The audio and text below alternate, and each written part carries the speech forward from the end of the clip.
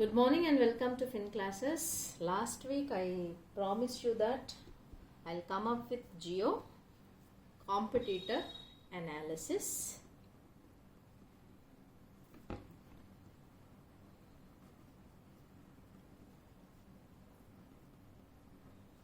So Indian telecom industry lo oka game changing player entered into the industry. కంప్లీట్గా shake చేశారు. So that's what we are going to discuss. So Jio entry అనేది Indian telecom ఇండస్ట్రీని ఎలా మార్చేసింది, దాని dimensions ఎలా మారిపోయాయి అనేది చూద్దాము. యూజువల్లీ ద కాంపిటీటర్ అనాలిసిస్ ఎప్పుడు చేసినా సరే we'll use one extensively used and useful model. అంటే మనం ఫండమెంటల్ అనాలిసిస్ కావచ్చు, స్ట్రాటజిక్ మేనేజ్మెంట్ కావచ్చు, ఎక్కువగా వాడేది ఏంటి అని అంటే Michael porters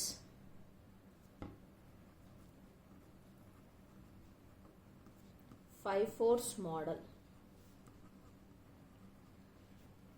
The competition in the industry is explained or expressed by five forces అని చెప్పారు ఆయన. అందుకే దీనికి Michael porters 5 force model. So యూజువల్గా పీపుల్ ఆర్ అంటే నేను చాలా మటుకు చెప్పినప్పుడు దాన్ని డైమండ్ మోడల్తోని కన్ఫ్యూజ్ అవుతూ ఉంటారు. Michael Porter 5 force model is different and diamond model is different. So మళ్ళీ చెప్తున్నాను, ఒక ఇండస్ట్రీలో ఉన్న competition, the competition with in the industry is because of 5 forces. So competitive rivalry,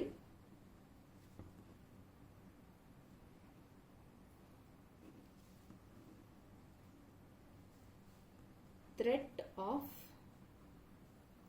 new entry,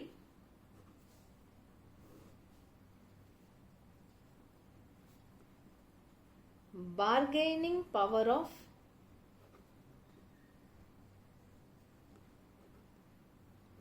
suppliers,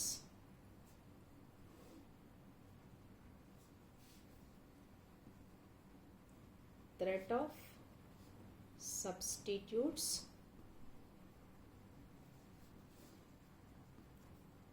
and bargaining power of buyers.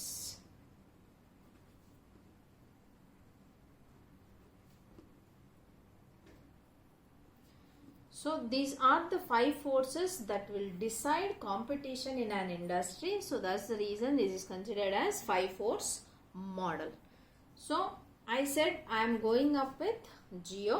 So Geo basic గా దాని గురించిన knowledge అనేది ఒకసారి చూద్దాము. అది ఎప్పుడు స్టార్ట్ అయింది, ఎలా స్టార్ట్ అయింది అని అన్నది. So it was founded in the year 2007. 15/2/2007లో it is registered as Reliance Jio Infocomm Limited. Ambawadi, Ahmedabad, Gujarat అనే ప్లేస్లో ఇది Reliance Infocomm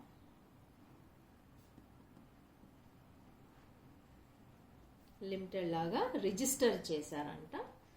in June 2010 Reliance bought 95% stake in Infotel Broadband Services Limited, IBSL అనే దాంట్లో 95% stake by paying 4,800 crores pay చేసి 95% of the స్టేక్ని ఇది సొంతం చేసుకుంది.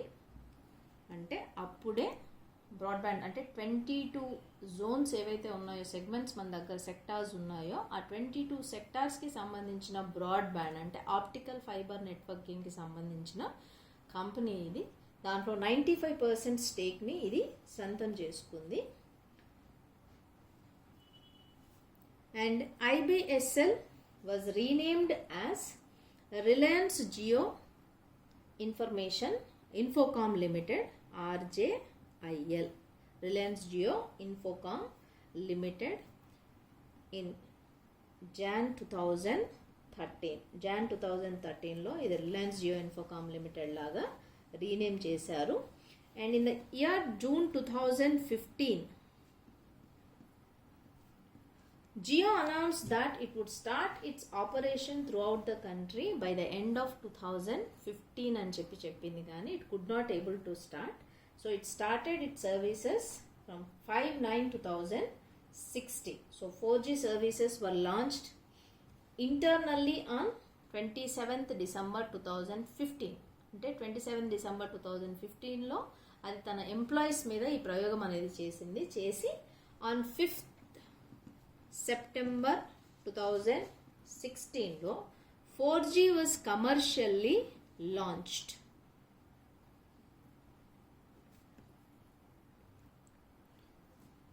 By the company.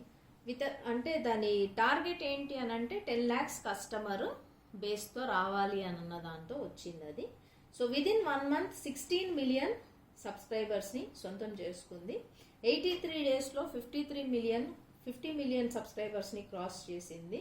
And by 22 Feb 2017 కంతా అది 100 million బేస్ని క్రాస్ చేసింది. Now the Jio has more than 300 million subscriber base. Okay, so దానికి కాంపిటీటర్స్గా అప్పుడు అది ఎంటర్ అయ్యే టైంకి we have Airtel, Vodafone, Idea, ఇంకా ఎయిర్సెల్ ఇలాంటి కంపెనీస్, టెలినార్ ఇలా కొన్ని కంపెనీస్ ఉండేవి. But with the entry of Jio okay కంప్లీట్గా అదర్ కంపెనీస్ హ్యావ్ వ్యానిష్డ్. ఇప్పుడు మేజర్గా ఏమైనా ప్లేయర్స్ ఉన్నాయి అంటే hardly we could find 4 players. Airtel, Vodafone, Idea, they have merged as Vodafone Idea, Jio and BSNL. So these are the major 4 players in the market now. But Jio is enjoying a monopoly అని చెప్పచ్చు. How and why? యాక్చువల్గా ఏం జరిగింది జియో ఎంట్రీతో? ఎందుకు మొత్తం ఇంత కష్టం స్టార్ట్ అయింది టెలికాం ఇండస్ట్రీకి? అప్పటిదాకా ఎంజాయ్ చేసిన టెలికాం ఇండస్ట్రీ ఎందుకు ప్రాబ్లమ్స్ని ఫేస్ చేస్తుంది అని అంటే, సో ఇక్కడ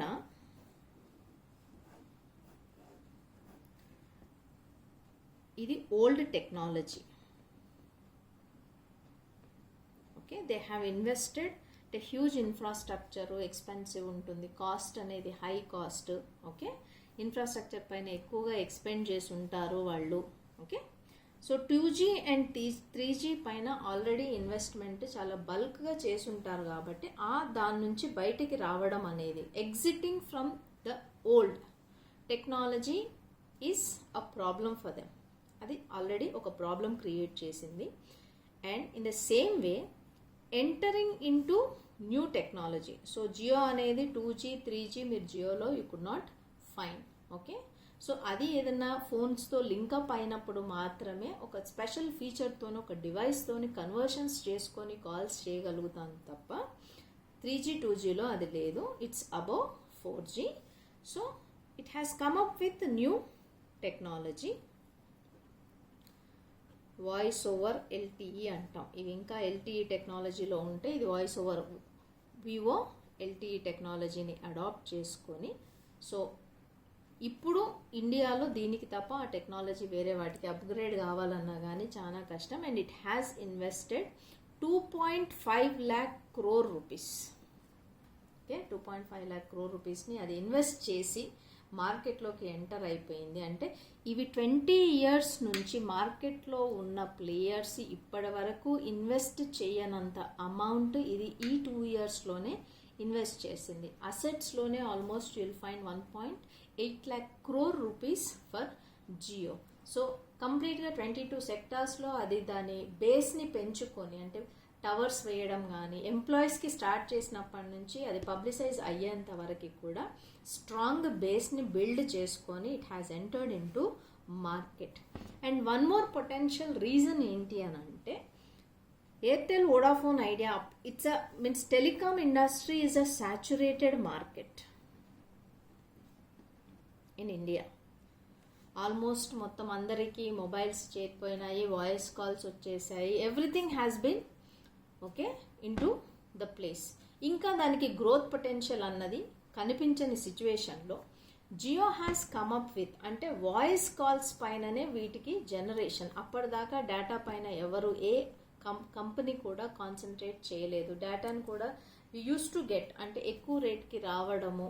ఓకే, తక్కువ కన్జంప్షన్ అనేది ఉండడము. జియో రావడానికన్నా ముందు ద కన్జంప్షన్, డేటా కన్జంప్షన్ ర్యాంక్లో India stood at 150th rank when once Jio entered. So అలవాటు చేయడం అనమాట, జనాలకు అలవాటు చేసేసి free sim cards, free offers ఇచ్చేసి ఫ్రీగా వస్తుంది కదా అని చెప్పేసి ప్రతి ఒక్కరు జియోకి కన్వర్ట్ అయిపోవడం, జియోకి అట్రాక్ట్ అవ్వడము. So that's how now India is in top 10. So top 10లో ఇండియా డేటా బేస్ యూసేజ్లో ఉంది ఇప్పుడు అని అంటే, see just imagine the base of the country. 135 crore మన పాపులేషన్ బేస్. సో ఇది రావడం వల్ల అంటే 150 ర్యాంక్ ఉంది, 10th ర్యాంక్కి తీసుకొచ్చారు అని అంటే వాడికి దానిపైన ఎంత పట్టు సాధించాడు డేటా పైన అన్నది more important. Okay, so if that fellow has come up, అంటే ఫ్రీ స్ట్రాటజీ వచ్చాడు కదా అని చెప్పి ఫ్రీగా ఏమీ మనం ఫీల్ అవ్వడానికి లేదు. Why? Because that is a potential strategy. ఈ స్ట్రాటజీని మనం ఏమంటాము అని అంటే, టాప్ ప్లేయర్స్ ఎప్పుడు కూడా మొనోపొలీలో యూజ్ చేసే strategy that is loss leadership strategy అంటాం, ఆర్ లాస్ లీడర్ అంటాం. అంటే ఒక న్యూ ఎంట్రెంట్ ఎవరన్నా వస్తున్నారు ఆ మార్కెట్లోకి అన్నప్పుడు, వాళ్ళని రాకుండా చెయ్యాలి అన్నప్పుడు మోనోపొలీ ఎంజాయ్ చేస్తున్న కంపెనీ ఏం చేస్తుందంటే, యాక్చువల్ కాస్ట్ కన్నా కూడా, అంటే అది లాస్ని కాస్ట్ కన్నా కూడా, దానికి పడిన కాస్ట్ కన్నా కూడా తక్కువగా ఆఫర్ చేస్తే ప్రోడక్ట్ని, then that is called loss leadership strategy. So this has applied the same strategy. ఎందుకంటే దాని వెనకాల ఉన్న బ్రాండ్ తెలుసు, Reliance industry has got huge money.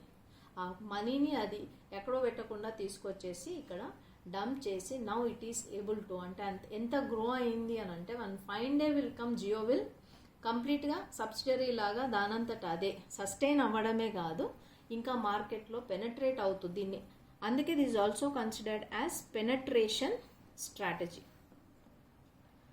Penetrate అవుతూ వెళ్ళిపోతుంది. And one find you may find only Jio may dictate the terms. Okay, TRAI అనేది ఒకటి ఉంది మనకి, లైసెన్స్డ్ అవన్నీ ఉన్నా సరే, బట్ జియో పెట్టిన హ్యూజ్ ఇన్వెస్ట్మెంట్ కాంపిటీటర్స్ పెట్టే సిచ్యువేషన్స్లో లేరు. Okay, so this is how the Jio has played the strategy. ఆ స్ట్రాటజీ ఇప్పుడు మనము ఒక్కొక్కటి ఎలా జరిగింది అన్నది, కాంపిటేటివ్ రైవల్రీ ఎలా జరిగింది అన్నది చెప్తాం.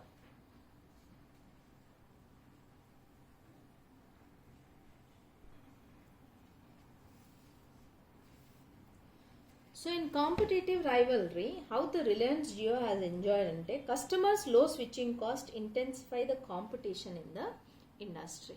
ఇక్కడ స్విచ్చింగ్ కాస్ట్ అంటే మొబైల్ నంబర్ పోర్టబిలిటీ అనే ఒక కాన్సెప్ట్తోని సింపుల్గా మిగతా కస్టమర్స్ నుంచి, అంటే ఏవైతే మనకి కాంపిటీటర్స్ ఉన్నాయో ఆ కాంపిటీటర్స్ నుంచి it is trying to drag the players. అంటే ఇక్కడ ఎవరైతే యూజర్స్ ఉంటారో ఆ యూజర్స్ని it is simply drawing. Jio అనేది సింపుల్గా లాగేసుకుంటూ ఉంది. ఎందుకు? ఫ్రీ ఆఫ్ కాస్ట్, అంటే ఫ్రీ ఆఫర్స్ ఇవ్వడము వాళ్ళకి, వీళ్ళకి అసలు ఛాన్స్ లేకుండా, అంటే లాస్ లీడర్షిప్ స్ట్రాటజీతోని ఇవన్నీ 500 రూపీస్కి ఇస్తే అది 200 రూపీస్కి ఆఫర్ చేసి లేదా 50 రూపీస్కి ఆఫర్ చేస్తే ఆటోమేటిక్గా customer base will shift. So customer base shift అయిపోతే ఆటోమేటిక్గా in the competition to sustain, ఇప్పుడు ఆల్రెడీ ఉన్న ఎగ్జిస్టింగ్ ప్లేయర్స్ కూడా చచ్చినట్టుగా ప్రైసెస్ తగ్గించాల్సిందే. అక్కడ స్విచ్చింగ్ కాస్ట్ అనేది ఎక్కువ లేకపోయేసరికి ఈజీగా షిఫ్ట్ అయిపోతారు. సో దాంతో it has been got advantage. Next, price sensitivity of customer also increase the rivalry. So price చెప్పాం కదా, ప్రైస్ చాలా తక్కువకి ఆఫర్ చేస్తుంది కాబట్టి ఆటోమేటిక్గా the customer has been shifted. Next, almost every household poses a mobile network. So every rival is fighting for the same share. అందరికీ అన్నిట్లో ప్రతి ఒక్కరికి మొబైల్ అనేది ఇప్పుడు ఒక common factor. Okay, one of the need లాగా తయారైపోయింది. సో దాంట్లో అందరూ కూడా అదే మార్కెట్ షేర్ గురించి ఫైట్ చేయాలి. సో వీడు ప్లే చేసిన స్ట్రాటజీ ఏంటి? Data. Okay, so with data or information అనేది హ్యాండీగా మనకి ప్రొవైడ్ చేయడము, డేటా అనేది హ్యాండీగా ప్రొవైడ్ చేయడం, మీ హ్యాండ్కే మీరు అంటే అన్ని రకాల వీడియోస్ కానీ మీకు కావాల్సినవన్నీ కూడా మీరు ఈజీగా మీకు వచ్చేటట్టుగా చేసేసి at your place. So that is how he has shifted the base to him, అంటే కస్టమర్ బేస్ని కంప్లీట్గా షిఫ్ట్ చేసుకున్నాడు.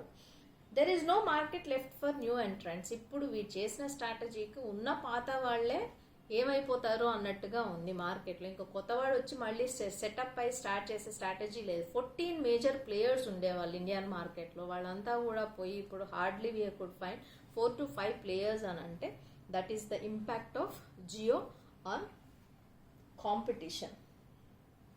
So it must get significant share only from the competitors. దాని షేర్ ఎక్కడి నుంచి వస్తుంది? కాంపిటీటర్స్ నుంచే వస్తుంది. కాబట్టి it has come up with a new innovative thought process. అంటే మనకి వాయిస్ కాల్స్లో కంప్లీట్గా సాచురేటెడ్ మార్కెట్, మెచ్యూరిటీ లెవెల్కి వెళ్ళిపోయింది, సాచురేషన్కి వచ్చేసింది, ఇంకా ఫర్దర్గా మనం ఏం చేయడానికి లేదు.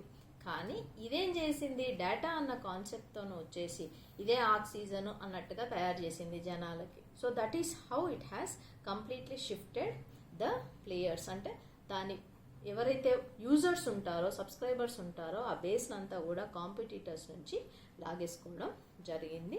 So that is about the competitive rivalry that it has created in the market. Next, threat of new entry. The entire Indian telecom industry redesigned by the new aggressive entrant, that is Reliance Jio. Complete ga telecom industry స్వరూపమే మార్చి పడేసింది. So now people are fighting, the competitors are fighting for their market share. Okay, దీని entry అనేది అవి వాటి స్ట్రాటజీస్ని మార్చుకునేలాగా చేసింది. Okay, the Reliance announcement of its free offers creates drastic changes on its rivalry competition. So చెప్పాం కదా ఆల్రెడీ, అది లాస్ లీడర్షిప్ స్ట్రాటజీతో రావడం వల్ల కాంపిటీటర్ అనేవాడు కూడా ఆబ్వియస్గా అదే రేటుకి ఆఫర్ చేయాల్సిన పరిస్థితి ఏర్పడింది. So it has come up with a device that upgrade 3G to function 4G services. అంటే 3G నుంచి 4G సర్వీసెస్కి అప్గ్రేడ్ అయ్యే ఒక డివైస్తో రావడం వల్ల ఆటోమేటిక్గా అంటే మనకి వాయిస్ కాల్ క్లారిటీ కావచ్చు, డేటా క్లారిటీ కావచ్చు. అంటే సపోజ్ ఇప్పుడు మనకి ఏదైనా మనం డౌన్లోడ్ చేసుకోవాలి అని అనుకుంటున్నప్పుడు మనకి జియో స్పీడ్ వచ్చేసి 40 TB/s అయితే ఇవి 4 TB/s ఇస్తాయి డేటాని.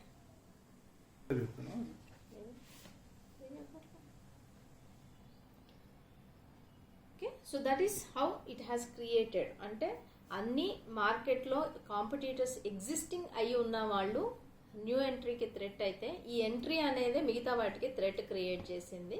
So that is what about Jio. And next, substitutes. ఇంకా సబ్స్టిట్యూట్స్ గురించి అసలు మాట్లాడడానికి కూడా లేదు. Hardly there are no substitute products for mobile services in this industry. Why? Because కంప్లీట్గా ఇంకా డేటా ఒకటే మిగిలిపోయింది 100% క్యాప్చర్ చేసుకోవాల్సిన market. And that has been completely captured by Reliance Jio. కాబట్టి ఇక్కడ మళ్ళీ అక్కడ థ్రెట్ ఆఫ్ సబ్స్టిట్యూట్స్ అన్న ఛాన్సే లేదు. Why? Because we already said that it is with loss leadership స్ట్రాటజీలో ఉంది అని చెప్పేసి. Next, bargaining power of buyers. ఇప్పుడు దీనివల్ల బెనిఫిట్ అయింది బయర్సే కాబట్టి. సో బయర్స్కి ఏంటి, ఎప్పుడైనా సరే బయర్కి తక్కువగా వస్తుంది అన్నప్పుడు definitely that fellow will be satisfied and delighted. So switching cost అనేది వెరీ లో. సో ఈ simply that fellow can switch to the service. Customers can switch their service through the option port without changing their number. మనం mobile number portability చెప్పుకున్నాం కదా, the same concept. Price sensitive customers అంతే, ఎక్కడ price తక్కువగా వస్తుంది అన్నప్పుడు సబ్స్టిట్యూట్స్లో డెఫినెట్గా better ఆప్షన్కి వెళ్ళిపోతాం ఎక్కడైతే ప్రైస్ తక్కువగా ఉందో. As this is the better option, so people are switching to Jio. And customers are expecting superior quality service at low cost. So obviously low కాస్ట్కి సుపీరియర్ క్వాలిటీ సర్వీస్, నేను ఇంతకుముందు చెప్పాను కదా, దాని స్పీడ్, ఇంటర్నెట్ స్పీడ్ కావచ్చు, data voice clarity కావచ్చు, call drop అయ్యే situations లేకపోవడం, దీని అంతటి కారణంగా కూడా it has gain a lot of momentum in the market. Next, bargaining power of సప్లయర్స్కి వస్తే, being supplier of mobile services the players have less bargaining power with the customers. మనకి mobile number portability కావచ్చు, price sensitivity కావచ్చు, suppliers మిగతా కాంపిటీటర్స్కి అసలు స్పేసే లేదు అక్కడ. ఓకే, టు సే సంథింగ్, అంటే ఏమన్నా మాట్లాడడానికి కానీ ఏదైనా చేయడానికి కానీ. అండ్ ఇంకొకటి ఏంటి అని అంటే, జియో అనే దానికి బ్యాకప్ వచ్చేసి ఒక బ్రాండెడ్ రిలయన్స్ ఇండస్ట్రీస్. దానికి సప్లయర్స్కి కొదవ అన్నదే లేదు. So there is no bargaining power. అక్కడ వాళ్ళకి పెద్ద పవర్స్ ఏమీ ఉండవు. They have less bargaining powers. This forces the players to offer better services at reasonable price. So that's the reason ఈ మార్కెట్లోనే మొత్తం టెలికామ్ ఇండస్ట్రీలోనే ప్రైసెస్ అవన్నీ కర్టేల్ అవ్వడానికి కూడా కారణం Jio. So once we used to have more than 15 players, but hardly we could find 4 to 6 players in the market now. So this is about your Reliance Jio competitor analysis.